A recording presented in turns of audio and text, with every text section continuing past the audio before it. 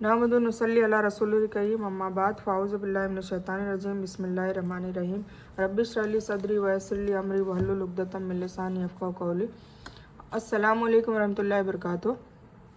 हम पारा नंबर 22 में सूरह सबा तक पहुँचे हैं और हम मज़ीद स्टार्ट करते हैं। आऊज़ु बिल्लाहि मिनश शैतानिर रजीम बिस्मिल्लाहिर रहमानिर रहीम। सूरह सबा मक्का में नाजिल हुई और इसमें 54 आयतें और 6 रुकू हैं। अल्लाह के नाम से शुरू करता हूँ जो बड़ा मेहरबान निहायत रहम करने वाला है। सारी तारीफ़ें अल्लाह ही के लिए हैं जिसकी मिल्कियत में वह सब कुछ है जो आकाश और धरती में है, और आखिरत में भी तारीफ़ उसी के लिए है। वह बड़ा हिकमत वाला और ख़बर रखने वाला है। जो धरती में जाए और उससे निकले, जो आकाश से उतरे और जो चढ़कर उसमें जाए, वह सबसे बाखबर है, और वह बड़ा रहम करने वाला और बड़ा माफ़ करने वाला है। और काफिर कहते हैं कि हम पर क़यामत कायम नहीं होगी। आप कह दीजिए कि मुझे मेरे रब की कसम जो गैब का जानने वाला है, वह बेशक तुम पर कायम होगी। अल्लाह ताला से एक जर्रा की तरह की चीज़ भी छिपी नहीं है, न आकाशों में न धरती में, बल्कि उससे भी छोटी और बड़ी सभी चीज़ें खुली किताब में मौजूद है, मतलब लोहे महफूज में, ताकि वह ईमान वालों को और नेक लोगों को अच्छा बदला अता करे। यही लोग हैं जिनके लिए बख्शिश और बाइज़्ज़त रिज़्क़ है। यह क़यामत होने का सबब है, यानी क़यामत इसलिए कायम होगी और सभी इंसानों को अल्लाह इसलिए दोबारा ज़िंदा करेगा कि उनकी नेकी का बदला अता करे, क्योंकि बदले ही के लिए उसने यह दिन रखा है। अगर यह दिन बदले का दिन न हो तो फिर इसका मतलब यह होगा कि नेक लोग और पापी बराबर हैं, और यह बात इंसाफ के बहुत खिलाफ है, और बंदों को ख़ास तौर से परहेजगारों पर जुल्म होगा, है ना। मतलब दुनिया में जो नेक लोग हैं जिन्होंने सब्र किया, लोगों की परेशानियां झेली, दुख झेले, तो फिर उनको अगर इनाम नहीं मिलेंगे और मतलब बदले का दिन नहीं होगा, क़यामत नहीं होगी, तो फिर उनके लिए क्या फ़ायदा। फिर तो जो गुनहगार है और बेगुनाह है सब बराबर हो जाएंगे, तो फिर कोई अच्छा क्यों बन के रहेगा। तो उनके लिए तो जुल्म हो जाएगा ना। इसलिए बदले का दिन तो है और होकर रहेगा। और हमारी आयतों को नीचा दिखाने में जिन्होंने कोशिश किया है, ये वे लोग हैं जिनके लिए बड़ी बुरी तरह का सख्त अजाब है। और जिन्हें इल्म है वे देख लेंगे कि जो कुछ आपकी तरफ आपके रब की तरफ से नाजिल हुआ है वह सरासर सच है, और अल्लाह ताला प्रभावशाली तारीफ़ वाले के रास्ते की हिदायत करता है। यहाँ देखने से मुराद दिल से देखना यानी यकीनी इल्म है, सिर्फ आँख से देखना नहीं। आलिमों से मुराद सहाबा, नबी के सहाबा या सभी मुसलमान हैं, यानी ईमान वाले इस बात को जानते भी है और इस पर यकीन करते भी हैं। हर चीज़ पर जो नहीं देखी है, गैब की चीज़ों पर भी यकीन जो ईमान वाले हैं वो करते हैं। और काफिरों ने कहा, आओ हम तुम्हें एक इंसान बताएं जो तुम्हें यह खबरें पहुंचा रहा है कि जब तुम पूरी तरह से जर्रा जर्रा हो जाओगे तो तुम फिर से एक नई ज़िंदगी में आओगे। यही कुफ़ारे मक्का की आदत थी कि उनको यकीन ही नहीं हो रहा था कि मरने के बाद ज़िंदा कर दिए जाएंगे। हम नहीं कहती कि खुद उसने ही अल्लाह पर झूठ गढ़ लिया है या उसे जुनून हो गया है, बल्कि हकीकत यह है कि आखिरत पर ईमान न रखने वाले ही अजाब में और दूर के भटकावे में हैं। तो क्या वे अपने आगे पीछे आकाश और धरती को देख नहीं रहे हैं? अगर हम चाहें तो उन्हें धरती में धंसा दें या उन पर आकाश से टुकड़े गिरा दें। बेशक इसमें पूरा सबूत है हर उस बंदे के लिए जो दिल से मुतवज्जे हो। यानी यह आयत दो बातों पर आधारित है, मबनी है। एक अल्लाह की पूरी कुदरत की चर्चा पर जिसका अभी बयान हुआ, दूसरी कुफ़ार के लिए चेतावनी मतलब तंबी है और धमकी पर कि जो अल्लाह ताला आकाश और धरती की रचना इस तरह कुदरत वाला है मतलब कर सकता है, तो उन पर और उनके बीच हर चीज़ पर उसका हक और कुदरत है। वह जब चाहे उन पर अपना अजाब भेजकर उनको बर्बाद कर सकता है, धरती में धंसा कर भी जैसे कारून को धंसाया था, और आकाश से टुकड़े गिराकर भी जैसे ऐका वालों को तबाह कर दिया था। ठीक है। और हमने दाऊद पर अपना फजल किया, ए पहाड़ों उसके साथ मेरी तस्बीह किया करो, और पक्षियों को भी यही हुक्म है, और हमने उसके लिए लोहे को मुलायम कर दिया। दाऊद अलैहिस्सलाम को ये फजीलत दी थी कि उनकी आवाज़ बहुत प्यारी थी। कुरान पर वो जब तिलावत करते थे उसकी ज़बूर की, तो पहाड़ भी साथ में तस्बीह किया करते थे, मतलब रौनक होती थी, और पक्षी भी चहचहा जाते थे। यानी नबूवत के साथ मुल्क और दूसरे कुछ खास सिफतों से सम्मानित किया था दाऊद अलैहिस्सलाम को कि तू पूरी पूरी कवचें बना और जोड़े में अंदाजे रख और तुम सभी नेकी के काम करो, मैं तुम्हारे अमल देख रहा हूँ। ठीक है। मतलब लोहे को मुलायम कर दिया था तो वो पूरी कवच बनाते थे जो जंग में काम आते थे। और हमने सुलेमान के लिए हवा को वश में कर दिया। सुलेमान अलैहिस्सलाम दाऊद अलैहिस्सलाम के बेटे थे। उनको हवा को वश में कर दिया कि सुबह की मंजिल उसके 1 महीने की होती थी और शाम की मंजिल भी। और हमने उनके लिए तांबे का चश्मा जारी कर दिया था और उसके रब के हुक्म से कुछ जिन्नात भी जो उसके अधीन थे, ताबे थे, उसके पास काम करते थे, और उनमें से जो भी हमारे हुक्म की नाफरमानी करे हम उसे भड़कती हुई आग के अजाब का मजा चखाएंगे। यानी हज़रत सुलेमान अलैहिस्सलाम मुल्क के सरदारों और फ़ौज के साथ सिंहासन पर आसीन हो जाते हैं और जिधर आपका हुक्म होता है हवा उसे इतनी तेज़ी चाल से ले जाती कि 1 महीने की दूरी सुबह से दोपहर तक, मतलब इतनी हवा ताबे थी कि उनका हुक्म होता तो 1 महीने का जो सफ़र है वो सुबह से दोपहर तक ही कर लेते थे। इसी तरह 1 महीने की दूरी दोपहर से रात तक पूरी कर ली जाती थी। इस तरह एक दिन में 2 महीनों की यात्रा पूरी हो जाती थी। सुभान अल्लाह, मतलब ये मौजज़ा दे रखा था। जो कुछ सुलेमान चाहते वह जिन्नात तैयार कर देते, जैसे किला, स्मारक, तालाब के समान लगन, तगाड़, चूल्हों पर कायम मजबूत देगे, बड़े पतीले। ए दाऊद की औलाद, उसका शुक्रिया अदा करने के लिए नेकी के काम करो। मेरे बंदों में से शुक्रगुजार बंदे कम ही होते हैं। मतलब इतनी सारी नेमतें सुलेमान अलैहिस्सलाम को दे रखी थी। यानी हमने जैसे दाऊद के लिए लोहा नरम कर दिया था, हज़रत सुलेमान के लिए तांबे का चश्मा जारी कर दिया ताकि तांबे की धात से जो चाहे बना ले। ज़्यादातर मुफस्सिरों के ख्याल से यह सज़ा क़यामत के दिन दी जाएगी, लेकिन कुछ के करीब यह दुनियावी सज़ा है। वह कहते हैं कि अल्लाह ने एक फ़रिश्ता तैनात कर दिया था जिसके हाथ में आग का कोड़ा होता था, जो जिन हज़रत सुलेमान के हुक्म से बेरुखी करता, फ़रिश्ता वह सोटा उसे मारता, जिससे वह जलकर भस्म हो जाता था। इस तरीके से जिन्नात को भी ताबे कर रखा था। फिर जब हमने उन पर मौत का हुक्म भेज दिया तो उनकी खबर जिन्नात को किसी ने न दी, सिवाय धुन के कीड़े जो उनकी लकड़ी को खा रहा था। तो जब सुलेमान अलैहिस्सलाम गिर पड़े, उस समय जिन्नों ने जान लिया कि अगर वे गैब का इल्म रखते तो इस अपमान के अजाब में न फंसे रहते। हज़रत सुलेमान के ज़माने में जिन्नात के बारे में यह मशहूर हो गया था कि वह गैब की बातें जानते हैं। अल्लाह ने हज़रत सुलेमान अलैहिस्सलाम की मौत के ज़रिए इस गलत फहमी को जाहिर कर दिया कि ये गलत है, वो गैब की बातें नहीं जानते। क्योंकि जब सुलेमान अलैहिस्सलाम का इंतकाल हुआ तब वो ऐसे छड़ी पर हाथ रख के ऐसे सिंहासन पर बैठे थे, तो वो जो छड़ी वो ऐसे ही बैठे रहे, तो जिन्नातों को ऐसे ही लगता था कि वो बैठे हैं, मतलब सो रहे हैं। तो फिर धीरे धीरे जो धुन का कीड़ा था वो लकड़ी को खाते खाते ठेठ ऊपर तक चला गया। तो जब लकड़ी गिरी तो फिर सुलेमान अलैहिस्सलाम गिर पड़े और फिर पता चला कि इनका तो इंतकाल हो गया है। तो ये जो गलतफहमी लोगों को हो रही थी कि गैब की बातें जिन्नात जानते हैं, तो उससे भ्रम तोड़ दिया अल्लाह ताला ने। ठीक है। फिर सबा की कौम के लिए अपनी बस्तियों में अल्लाह की कुदरत की निशानी थी। उनके दाएं बाएं 2 बाग थे। हमने उनको हुक्म दिया था कि अपने रब की अता की हुई रिस्क को खाओ और उसका शुक्रिया अदा करो, और यह साफ़ नगर है और रब माफ़ करने वाला है।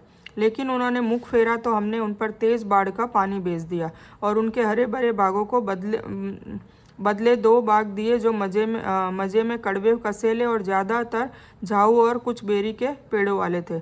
हमने उनकी नाशुक्री का यह बदला उन्हें दिया, और हम ऐसे सख्त सज़ा बड़े बड़े नाशुक्रों को ही देते हैं। सबा वही कौम है जिस सबा की रानी मशहूर है, जो हज़रत सुलेमान के ज़माने में मुसलमान हो गई थी। समुदाय ही के नाम पर देश का नाम भी सबा था। इस समय यह इलाका यमन के नाम से मशहूर है अभी जो है। यह बड़ा संपन्न देश था। यह देश ज़मीनी और समुद्री तिजारत में भी खास था और खेती और उपज में भी मशहूर था। यह दोनों ही चीज़ें किसी देश और समुदाय की खुशहाली की वजह होती है। इसी धन दौलत की ज़्यादती को यहाँ अल्लाह की कुदरत की निशानी कहा गया है। और हमने उनके और उनकी बस्तियों के बीच, जिनमें हमने बरकत अता कर रखी थी, कुछ बस्तियाँ दूसरी रखी थी जो रास्ते पर दिखाई देती थी, और उनमें चलने के मुकाम मुकर्रर कर दिए थे। उनमें रातों और दिनों में अमन व अमान से चलते फिरते रहो। बरकतों वाली बस्तियों से मुराद शाम की बस्तियां हैं। यानी हमने सबा देश, यमन और शाम के बीच सड़क के किनारे बस्तियां आबाद की थी।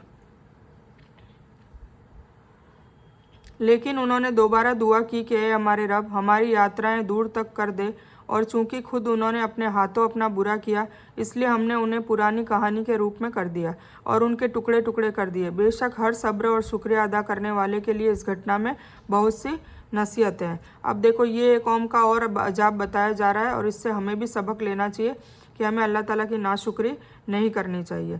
यानी इनको इस तरह नापेद किया कि इनकी बर्बादी की कहानी हर जुबान पर हो गई और बैठकों में, मजलिसों में चर्चा का विषय बन गया। इतनी पॉपुलर इनकी जो अजाब आया था वो इतनी पॉपुलर बना दी। यानी उन्हें तकसीम और छिन्न भिन्न कर दिया, जैसा कि सबा की मशहूर जातियां कई जगहों पर जा आबाद हुई। कोई यसरिब, कोई मक्का आ गया, कोई सीरिया के इलाकों में चला गया, कोई कहीं, सब छिन्न भिन्न कर दिया अल्लाह ताला ने। तो इस तरीके से हमें भी नसीहत हासिल करनी चाहिए, अल्लाह की पैरवी करनी चाहिए, अल्लाह की नाशुक्री नहीं करनी चाहिए, अल्लाह के बताए हुए अहकाम पर चलना चाहिए, तब जाके अल्लाह राज़ी होता है। और शैतान ने उनके बारे में अपना इरादा सच कर दिखाया। ये लोग सबके सब उसके पैरोकार बन गए, सिवाय ईमान वालों के एक गुट के। और शैतान का उन पर कोई दबाव और बल न था, लेकिन इसलिए कि हम उन लोगों को जो आखिरत पर ईमान रखते हैं उन लोगों में अच्छी तरह से जाहिर कर दें और उससे शक में है। और आपका रब हर चीज़ का मुआफिज है। कह दीजिए कि अल्लाह के सिवाय जिन जिन का तुम्हें भ्रम है सबको पुकार लो। न उनमें से किसी को आकाशों और धरती में से एक कण का हक है, और न उनका उनमें कोई हिस्सा है, और न उनमें से कोई अल्लाह का शरीक है ना। जिसको भी पुकारते हैं अल्लाह ताला बता रहे हैं कि उनका कोई हक भी नहीं है धरती और आकाश में, न उनका कोई भी हिस्सा है। और सिफारिश की दुआ भी उसके सामने कोई फ़ायदा नहीं देती, सिवाय उनके जिनके लिए इजाज़त हो जाए। मतलब सिफारिश भी होगी तो अल्लाह ताला की मर्ज़ी से होगी, और जिससे होनी होगी उसी से होगी।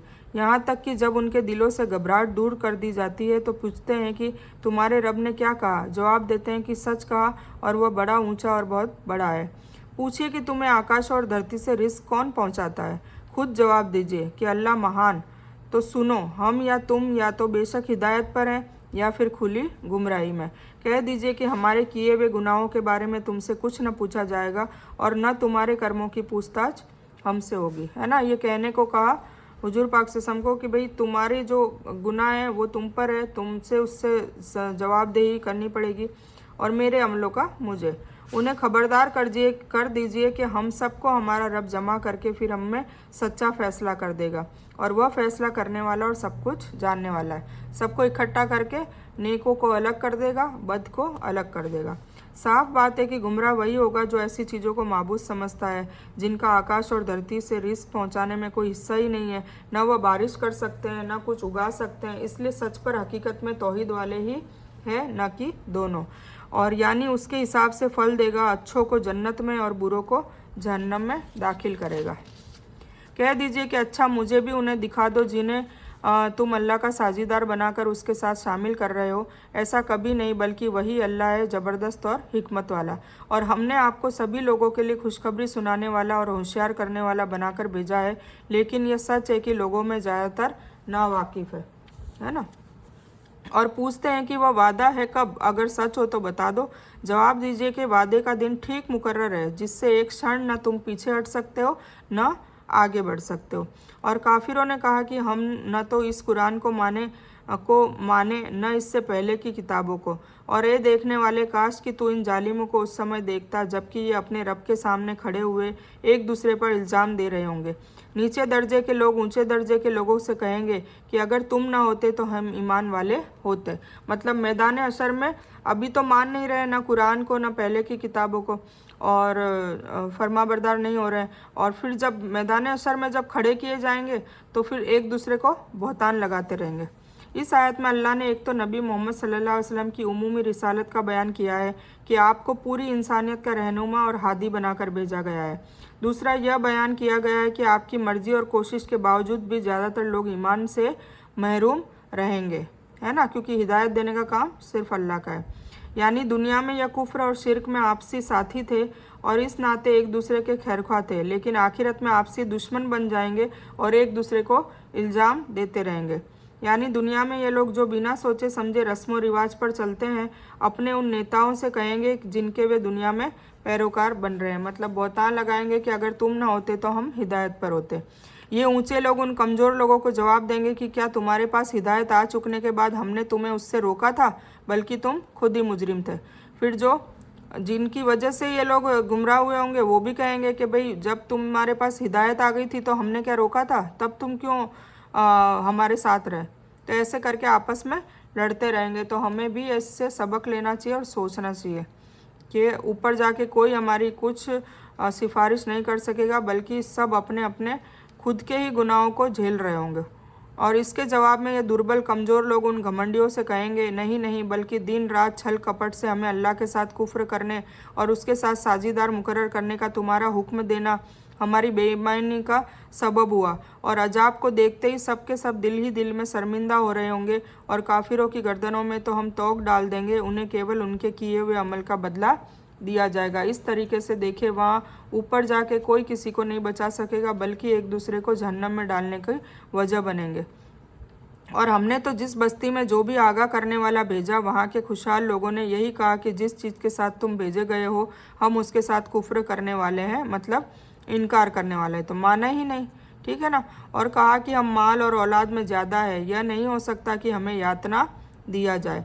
यानी हम मुजरिम तो उस वक्त होते जब अपने मन से पैगंबरों का इनकार करते, जबकि हकीकत यह है कि तुम रात दिन हमें गुमराह करने और अल्लाह का इनकार करने और उसके साजी बनाने पर तैयार करते रहे, हमेशा ऐसी ही दावत देते रहे, जिससे आखिरकार हम तुम्हारे पैरोकार बनकर ईमान से महरूम रह गए। इस तरीके से वो शिकायतें करेंगे वहाँ पर।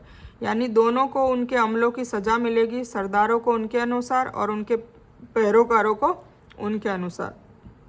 यह नबी सल्लल्लाहु अलैहि वसल्लम को तसल्ली दी जा रही है कि मक्का के धनवान और सरदार आप सल्लल्लाहु अलैहि वसल्लम पर यकीन नहीं कर रहे हैं और आप सल्लल्लाहु अलैहि वसल्लम को दुख पहुंचा रहे हैं, तो यह कोई नई बात नहीं है। हर ज़माने के खुशहाल लोगों ने पैगंबरों को नकारा ही है और हर पैगंबर पर ईमान लाने वाले सबसे पहले समाज के गरीब तबके के और नीचे तबके के लोग ही होते थे। हर बार सरदार और वो नहीं लाते थे एकदम से, ठीक है, क्योंकि इस्लाम फ़र्क नहीं करता ना। फिर सरदारों को अगर इस्लाम कबूल करना पड़ता तो उनको कई चीज़ों पे सब्र करना पड़ता, उनका ईगो भी उनको तोड़ना पड़ता, उनकी इज्जतें भी अवेल करनी पड़ती, तो ये तो कोई भी नहीं चाहता।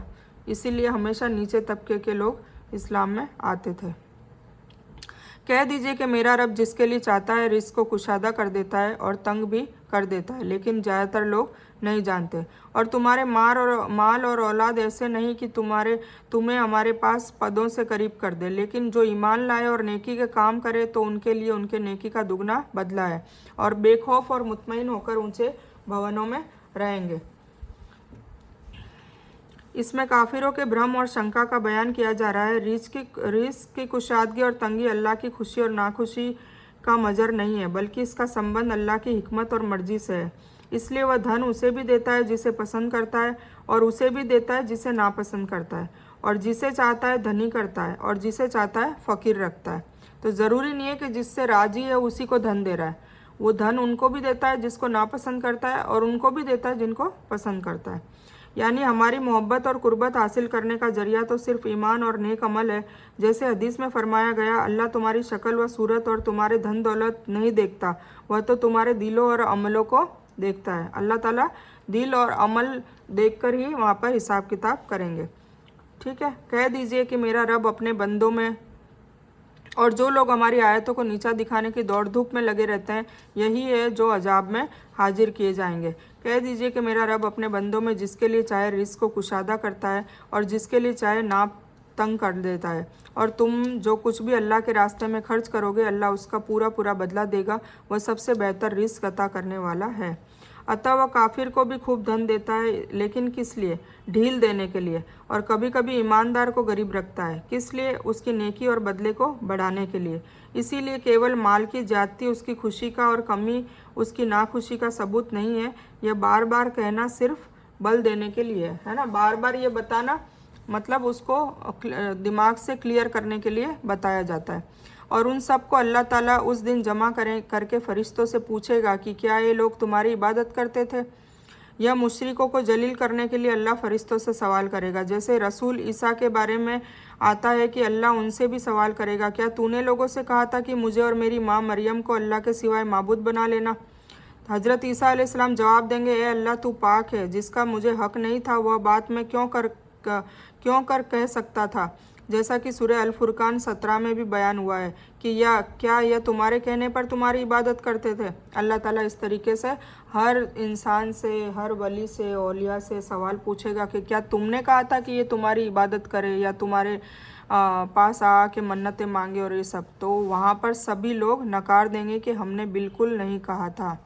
तो फिर वहाँ कैसे बचा लिए जाएंगे, सोचिए, ठीक है। तो आज तुम में से कोई भी किसी के लिए किसी भी तरह फ़ायदे नुकसान का मालिक न होगा, और हम जालिमों से कह देंगे कि उस आग का अजाब चखो जिसे तुम झुटलाते रहे। जालिमों से मुराद अल्लाह के सिवाय दूसरों के पुजारी हैं, क्योंकि शिर्क बड़ा जुल्म है और मुशरिक सबसे बड़े जालिम, मतलब शिर्क करने वाले सबसे बड़े जालिम हैं। और जब उनके सामने हमारी साफ साफ आयतें पढ़ी जाती है तो कहते हैं कि यह ऐसा इंसान है जो तुम्हें तुम्हारे बुजुर्गों के देवताओं से रोक देना चाहता है, इसके सिवाय कोई बात नहीं, और कहते हैं कि यह तो गढ़ा हुआ बौतान है, और सच उनके पास आ चुका फिर भी काफिर यही कहते रहे कि यह तो खुला हुआ जादू है। मतलब जब भी हुजूर पाक से हम कुरान पढ़ के सुनाते तो ऐसी ऐसी बातें किया करते थे कि अपने मन से गढ़ लिया है, या ये तो जादू है, और ये तो अपने बाप दादाओं से उनके रीति रिवाजों को दूर करने के लिए बोल रहा है। तो ये सब बातें किया करते थे। और इन मक्का वासियों को न तो हमने किताबें अता कर रखी है जिन्हें ये पढ़ते हों, और न उनके पास आपसे पहले कोई आगाह करने वाला आया, और इनसे पहले के लोगों ने भी हमारी बातों को झुटलाया था, और उन्हें हमने जो दे रखा था ये तो उसके 10वें हिस्से को भी नहीं पहुँचे। मतलब इन पहले के लोगों को तो दौलत भी खूब दी थी, ताकत भी खूब दी थी, पर उन्होंने भी झुटला दिया था। जो अभी कुफ़ारे मक्का है उनके पास तो उनको जो दे रखा था उसका 10वां हिस्सा भी नहीं है, तो उन्होंने मेरे रसूलों को फिर भी झुटलाया, और मेरे अजाब की फिर उनको मतलब अजाब चखना पड़ा। कह दीजिए कि मैं तुम्हें केवल एक ही बात की नसीहत करता हूँ कि तुम अल्लाह के लिए खालिस तौर से जीत को छोड़कर दो दो मिलकर या अकेले अकेले खड़े होकर ख्याल तो करो। तुम्हारे इस साथी को कोई जुनून नहीं, वह तो तुम्हें एक बड़े अजाब के आने से पहले आगाह करने वाला है। मतलब हुजूर पाक से हम तौहीद की दावत देते थे कि अल्लाह की इबादत कर दो, मूर्ति पूजा और सब कुछ छोड़ दो, वरना अल्लाह का अजाब आएगा। तो फिर वो अजीब अजीब सी बातें करते थे। कह दीजिए कि जो बदला मैं तुमसे मांगूँ वह तुम्हारे लिए है, मेरा बदला तो अल्लाह पर है, वह हर चीज़ को अच्छी तरह जानता है। मतलब मैं जो दावत दे रहा हूँ, जो मुशक्क़त झेल रहा हूँ, जो परेशानी देख रहा हूँ, वो सब के लिए मैं तुमसे कोई उजरत भी नहीं मांग रहा, मुझे तो मेरा अल्लाह उसका बदला दे देगा। अब यह मक्का के मूर्ति पूजकों को बाखबर किया जा रहा है कि तुमने झुटलाने और इनकार का जो रास्ता अपनाया है वो बहुत नुकसानदेह है। तुमसे पहले की उम्मत भी इसी रास्ते पर चलकर तबाह और बर्बाद हो गई, जबकि यह उम्मत माल दौलत ताकत कुव्वत उम्र में भी तुमसे कहीं बढ़कर थी, है ना। पहले के लोगों की तो हजार हजार साल उम्र थी, और जो ताकत और हाइट, बॉडी, पर्सनालिटी और दौलत सब में ज़्यादा थे वो लोग। तुम तो उनके 10वें हिस्से को भी नहीं पहुंचते। इसके बावजूद वो अल्लाह के अजाब से नहीं बच सके, तो फिर हमारी क्या औकात है ना। तो इस बारे में सूरह अहकाफ की आयत 26 में बयान किया गया है।